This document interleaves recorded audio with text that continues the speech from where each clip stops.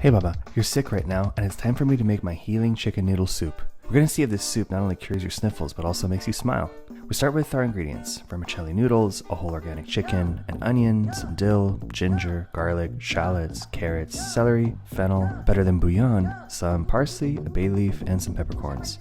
First, add your chicken to a pot with 4 to 6 garlic cloves, salt, better than bouillon, about 2 tablespoons, the onion chopped in half, parsley, peppercorns, and 1 to 2 bay leaves. Bring up to a boil and let simmer for about 1 hour until the chicken falls apart. If you don't have time or you don't love your kids that much, you can skip this step and use a container of chicken stock.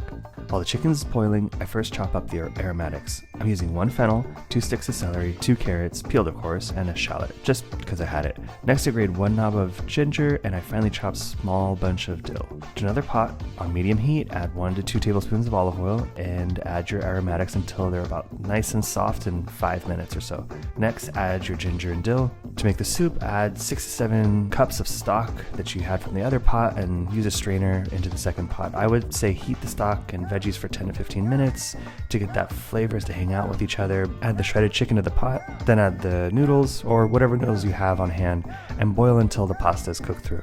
Now, the moment of truth. Will the little Branzino approve? It's hot, Mama. The soup is hot? Yeah, the soup is very too hot.